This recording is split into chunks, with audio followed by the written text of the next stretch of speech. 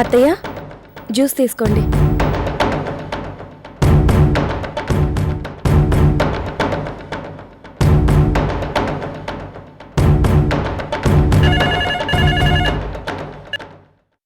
Hello hello కృష్ణన్నయ్య, నీకు phone చేయటానికి ఇప్పటికి తీరిక దొరికిందన్నమాట. అది కాదు కల్పన. ఏది కాదు? ఏది కాదు అని. అమ్మకి జబ్బు చేసింది, సీరియస్ గా ఉంది, నిన్ను చూడాలని కలవరిస్తోందని సౌందర్యవతంతో చెప్పాను కదా. అయినా కూడా అమ్మని చూడటానికి నువ్వు రాలేదంటే ఏంటర్థం? అది కొంచెం బిజీగా ఉండడం వల్ల కుదరలేదు. ఏంటన్నయ్య అంత బిజీ? అమ్మని చూడ్డానికి గంట సేపు కూడా తీరిక లేనంత బిజీనా? నువ్వు రాకపోయినా సమయానికి రామన్నయ్య, అర్చన వదిన వచ్చారు. దగ్గరుండి అమ్మకి సపర్యలు చేశారు కాబట్టి తొందరగానే కోలుకుంది. లేకపోతే ఏం జరిగేది?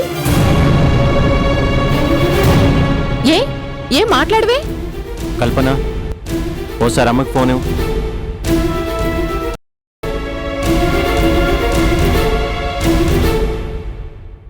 హలో అమ్మా.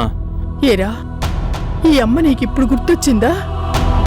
అది కాదమ్మా, రావాలని అనుకున్నాను, కానీ ఆ దెయ్యం, అదే అర్చన అక్కడే ఉందని.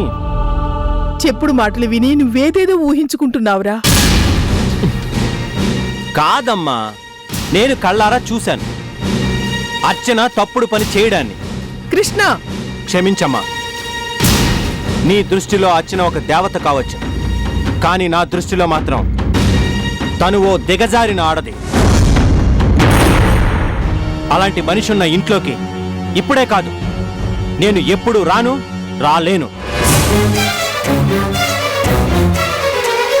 అమ్మా, నేను రాకపోవడానికి ఇదొక్కటే కారణం తప్ప నీ మీద అభిమానం లేకపోవడం కానే కాదు. కన్న తల్లివే, అర్థం చేసుకుంటావని అనుకుంటున్నాను. ఉంటానమ్మా, జాగ్రత్త.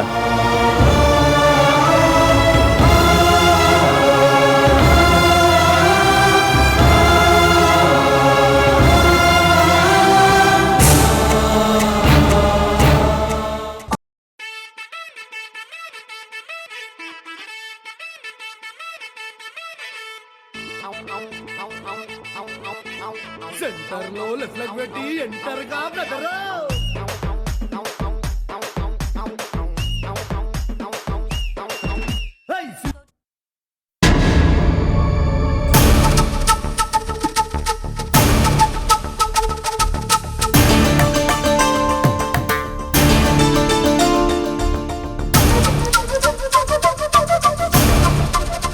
అమ్మగారు మీరా?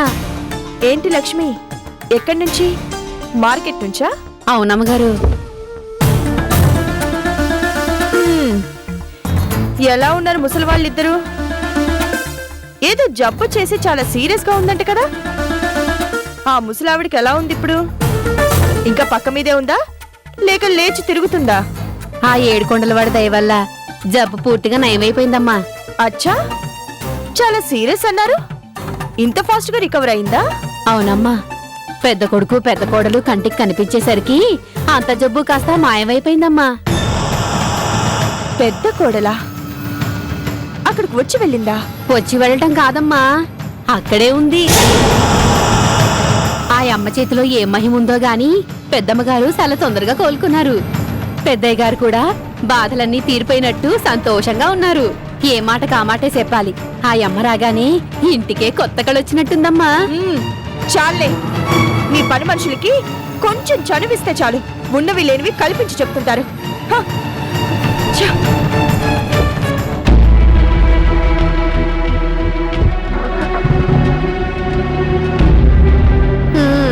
ఉన్నమాటంటే ఊలెక్కెక్కువ అన్నట్టు ఈవిడగారున్నంత కాలం రోజు ఇంట్లో గొడవలు కన్నీళ్లే. ఆ అమ్మొచ్చాకే అందరి ముఖాల్లో వెలుగు సంతోషం. ఏం చేస్తాం, ఒక్కో ఆడదాని పాదమహిమ మరి.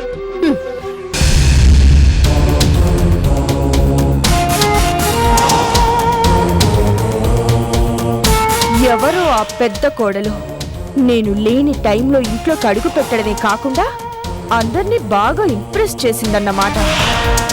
తెలుసుకోవాలి, ఆ పెద్ద కోడలు ఎవరో తెలుసుకొని ఈ చిన్న కోడలి పవర్ ఏంటో చూపించాలి. చూపిస్తాను.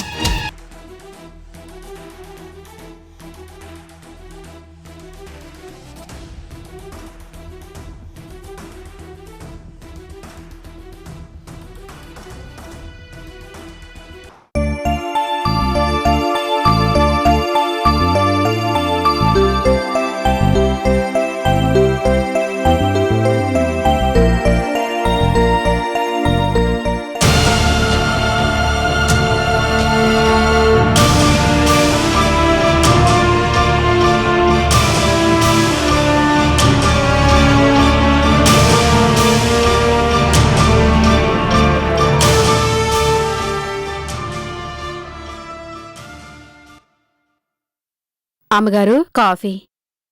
అత్తయ్య గారికి ఇచ్చానమ్మా.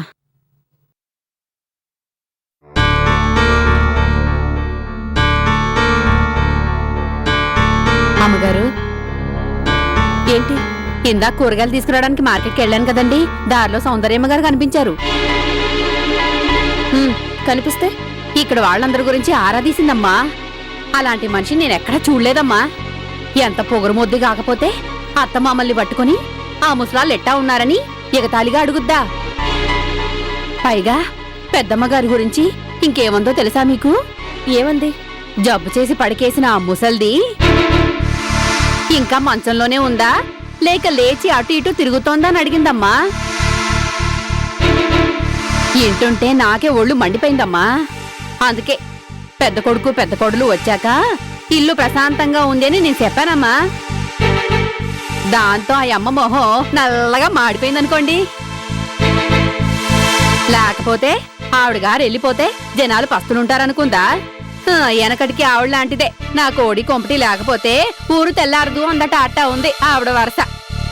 పెద్దమ్మగారు అన్నట్టు సౌందర్యమ్మ కోడలు కాదు, కొరిదయ్యం. లక్ష్మి, ఇక చెప్పింది చాలా ఆపు. అది కాదమ్మా, ఆవిడగారన్న మాటలే. అయినా సరే సౌందర్య కూడా ఈ ఇంటి కోడలే. తన గురించి ఇంకెప్పుడు నా దగ్గర చెడ్డగా చెప్పుకు. అది కదమ్మగారు, సౌందర్యం ఎలాంటోళ్ళో మీకు అస్సలు తెలీదు. లక్ష్మి, సౌందర్య ఎలాంటిదో నాకు బాగా తెలుసు. ఇంకొకసారి నువ్వు నా దగ్గరకు వచ్చి ఆవిడ గారు అలా అన్నారు, ఈవిడ గారు ఇలా అన్నారు అని నా దగ్గర కంప్లైంట్ చేయకు. క్షమించండి అమ్మా. వెళ్ళి పని చూసుకో.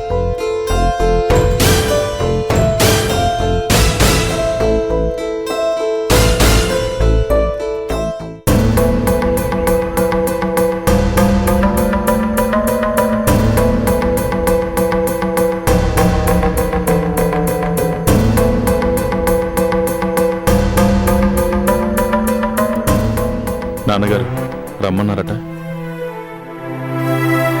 పెద్దాడా, బిజినెస్ పేరిట ఎన్నో ఏళ్లుగా రాత్రింబగళ్ళు కష్టపడి అలిసిపోయాట. వయస్సు కూడా మీద పడుతుంది కదా. ఆ బాధ్యతలన్నీ నీకు అప్పగించేసి హాయిగా రెస్ట్ తీసుకుందాం అనుకుంటున్నాను రా. నాన్నగారు ఈ సంగతి చెప్పడానికే నేను రమ్మన్నాను. ఇక్కడి నుంచి ఫ్యాక్టరీలు, లావాదేవీలు, పొలాలు, స్థలాలు, బ్యాంక్ బ్యాలెన్సు అన్నింటినీ వచ్చే గురు పౌర్ణమి చాలా మంచి రోజు. ఆ రోజు నుంచి ఈ బాధ్యతలని నువ్వే తీసుకోవాలి. క్షమించండి నాన్నగారు.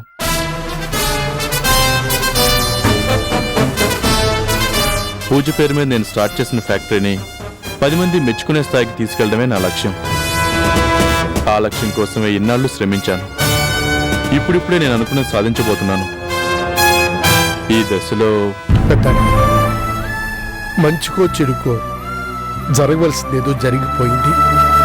అప్పుడంటే నీ కాళ్ళ మీద నువ్వు నిలబడ్డం అవసరం. కాదు నాన్నగారు, ఎప్పటికైనా ప్రతి మనిషి నిలబడాల్సింది తన కాళ్ళ మీదే. పెద్దాడా, మీ మాట కాదంటున్నందుకు నన్ను క్షమించండి. నా లక్ష్య సాధన కోసం మాత్రమే కాదు, నన్నే నమ్ముకుని పనిచేస్తున్న నా వర్కర్స్ని నడి రోడ్డు మీద వదిలేయడం న్యాయం కూడా కాదు. అందుకే మరి ఈ బాధ్యతలన్నింటినీ తమ్ముడున్నాడు కదా నాన్నగారు, వాడు చాలా ఎఫిషియెంట్. తప్పకుండా ఈ బాధ్యతలన్నింటినీ వాడు సక్రమంగా నిర్వర్తిస్తాడనే నమ్మకం నాకుంది. అంతేగాని నువ్వు మాత్రం విడిగానే బిజినెస్ చేస్తానంటావు. విడిగా బిజినెస్ చేస్తేనే అందరం కలిసే ఉన్నాం కదా నాన్నగారు. మీ కోరికను నేను కాదనలేదు. దయచేసి మీరు కూడా నా కోరికను కాదనకండి. అలాగే కానీ మిమ్మల్ని బాధ పెట్టుంటే నన్ను క్షమించండి.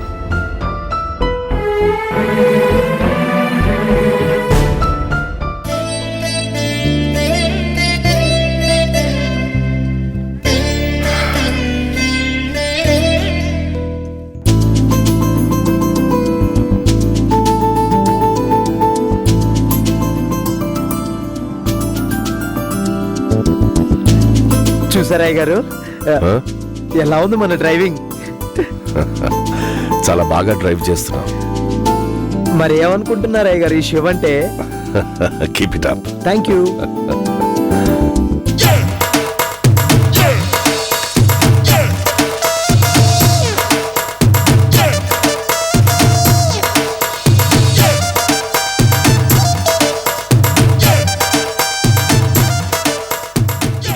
నానా నానా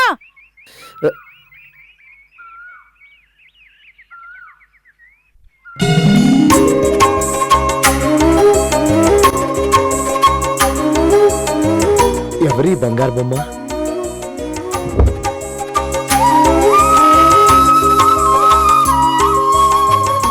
నానా వచ్చావమ్మా, నీకోసమే చూస్తున్నాను.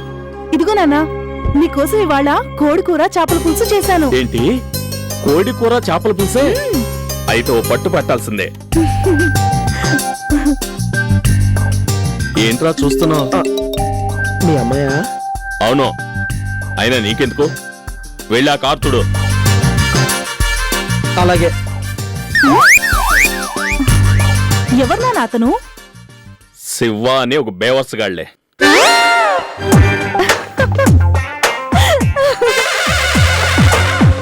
తిండికి తిమ్మరాజు, పనికి పోతురాజు. ఎదవన్నారు ఎదవా, ఎలా చూస్తున్నాడో చూడు. అమ్మా నీళ్ళు, నువ్వు ఇంటికెళ్ళమ్మా. అలాగే నానా. జాగ్రత్తమ్మా, సరాసరి ఇంటికే వెళ్ళు. దారిలో ఎవరు పలకరించినా మాట్లాడుకో. ఎదవన్నారు ఎదవలు. ఆడపిల్ల కనిపిస్తే చాలు గుడ్ల గొప్పలా చూస్తారు, కళ్ళు కిలిస్తూ. అబ్బా, నాకు తెలుసు నాన్నా. ఉంటాను. జాగ్రత్తమ్మా. అలాగే.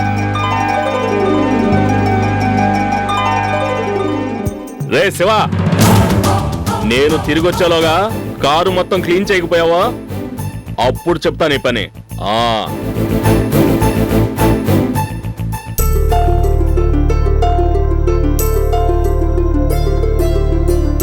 అబ్బా, నీలవేణి ఎంత బాగుంది. టిక్కు టిక్కుమని తిప్పుకుంటూ ఎంత వయరంగా నడుస్తుంది, ఎంత నాజుగ్గా నడుస్తుంది. నీలు నీలు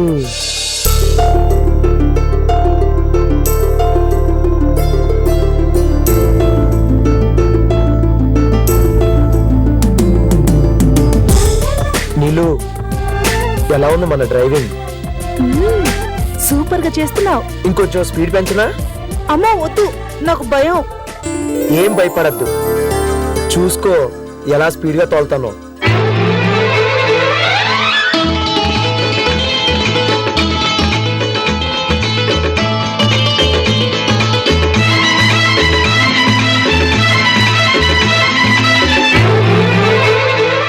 శివ, నాకు భయం వేస్తుంది. శివ ఆపు ప్లీజ్.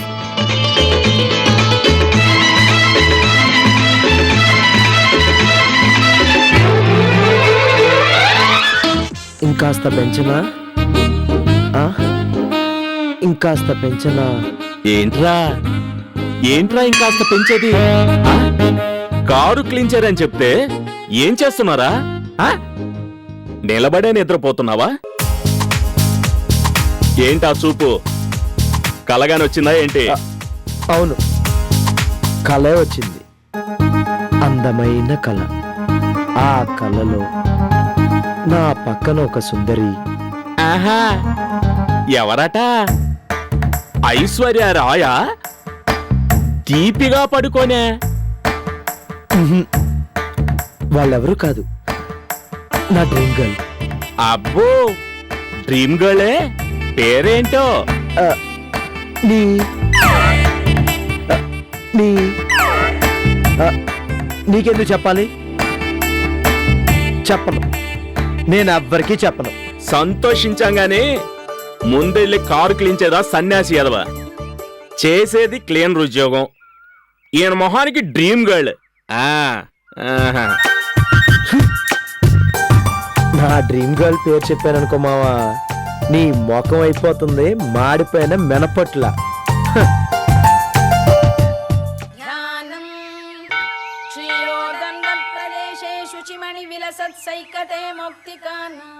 అర్చన, కోడలతో కలిసి గుడికి రావాలని ఎన్నాళ్ళ నుంచో నాకున్న చిన్న కోరిక. ఆ కోరిక ఇవాళ నీ వల్ల తీరింది. ఉద్యోగం పేరుతో, వ్యాపారం పేరుతో మగవాళ్ళెప్పుడు బిజీగానే ఉంటారు.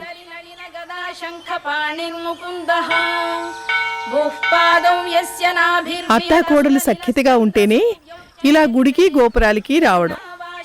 మన కుటుంబం 10 కాలాల పాటు పచ్చగా ఉండాలని ఆ భగవంతుణ్ణి కోరుకోవడం. అంతస్థం యస్య విశ్వం సురనర ఖగో భోగి గంధర్వ దైత్యైః చిత్రం రమ్యతే తం త్రిభువన వపుషం విశ్వం నమామి. సౌందర్యం ఉండగా ఆ కోరిక ఎలాగూ తీరలేదు. ఏం పిల్లో ఏమిటో, ఓ పూజ లేదు, పునస్కారం లేదు, దేవుడంటే అసలు భక్తే లేదు. అంతా వితండవాదం చేసేది. అత్తయ్య, ఎవరి అభిప్రాయాలు వాళ్ళకు ఉండొచ్చు కదా. ఎవరి అభిప్రాయాలు వాళ్ళకు ఉండడంలో తప్పులేదమ్మా. కానీ ఎవరి దారి వాళ్ళదన్నట్టు ప్రవర్తిస్తేనే కలతలు, కన్నీళ్లు. వదిలి ఆ విషయాలెందుకు, ప్రశాంతంగా ఉంటుందని గుడికి వచ్చాంగా. మన్నించు తండ్రి. పతివ్రతాయై చ విద్మహే శ్రీరామపత్నే చ ధీమహి తన్నో జనకతనయః ప్రచోదయాత్. చెప్పండమ్మా. పూజారి గారు, అర్చన చేయించండి. పేర్లు చెప్పండమ్మా. రామ్ ప్రసాద్, అర్చన, లల్లి. రామ్ ప్రసాద్ నామధేయస్య అర్చన పూజారి గారు. నామధేయస్య. ఒక్క నిమిషం. ఏంటత్తయ్య ఇది? కొత్తగా పెళ్ళైన వాళ్ళు కదా, అందుకే మీ ఫ్యామిలీ మీద అర్చన చేయించమన్నానమ్మా. మీ ఫ్యామిలీ ఏంటత్తయ్య? మీరు వేరు, మేము వేరునా? నా ఉద్దేశం అది కాదమ్మా. అయితే మన ఫ్యామిలీలో అందరి పేరు మీద అర్చన చేయించండి. పూజారి గారు, చెప్పండమ్మా. హరిప్రసాదు, అన్నపూర్ణ, రాంప్రసాదు, అర్చన, లల్లి, గోవిందం, కల్పన. సరేనమ్మా. ఈ పేర్ల మీద అర్చన చేయండి. కృష్ణప్రసాద్, సౌందర్య పేర్ల మీద కూడా. అలాగేనమ్మా. హరిప్రసాద్ నామధేయస్య ధర్మపుత్రమేధస్య అన్నపూర్ణ నామధేయస్య రాంప్రసాద్ నామధేయస్య ధర్మపుత్రమేధస్య అర్చన నామధేయస్య లల్లీ నామధేయస్య కృష్ణప్రసాద్ నామధేయస్య సౌందర్య నామధేయస్య గోవింద నామధేయస్య కల్పన నామధేయస్య కోదండ సీతారామచంద్ర దేవతానుగ్రహ ప్రసాద సిద్ధిరస్తు. ఓం రాజీవలోచనాయ నమః. ఓం రఘుపంగవే నమః. ఓం జైత్రాయ నమః. ఓం జితామిత్రాయ నమః.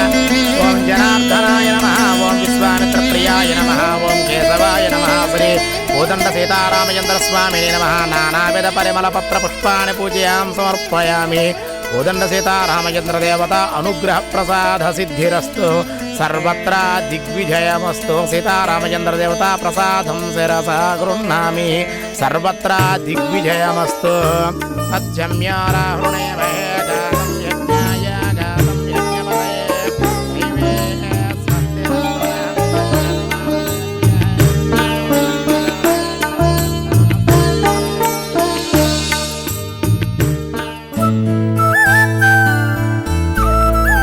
అర్చన, ఆడదాని జీవితంలో చిన్న చిన్న ఆనందాలు, సంతోషాన్ని మాత్రమే కాదు, తృప్తిని కూడా ఇచ్చేది ఇలాంటివేనమ్మా.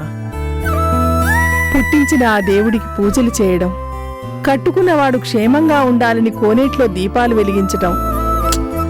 ఏమిటో మా తరం వాళ్ళవి ఇలాంటి కోరికలే. ఏ తరంలో అయినా ఆడదే ఆడదే. లక్షలు కోట్లు ఉన్నా, గొప్ప గొప్ప ఉద్యోగాలు చేస్తున్నా ఈ సౌభాగ్యాన్ని మించిన భాగ్యం లేనేలేదు. ఇంత మంచి మనసున్న దానివి కాబట్టే లల్లి నువ్వే కావాలని పట్టుపట్టింది, నా కోడల్ని చేసింది. మీరేమీ అనుకోనంటే ఒక మాట అడగనా? మీలాగే నాకు కూడా నా అనుకోవడం కన్నా మనం అనుకోవడంలోనే ఎక్కువ ఆనందం ఉందనిపిస్తుంది. మనం, మన ఫ్యామిలీ, ఆ మాట ఎంతో సంతోషంగా ఉంటుంది కదా అత్తయ్య. మనమంటే ఆనందం, మనమంటే తృప్తి, మనమంటే ధైర్యం కూడా. మరైతే మనందరం ఒక చోట, సౌందర్య వాళ్ళు ఇంకో చోట ఎందుకత్తయ్యా?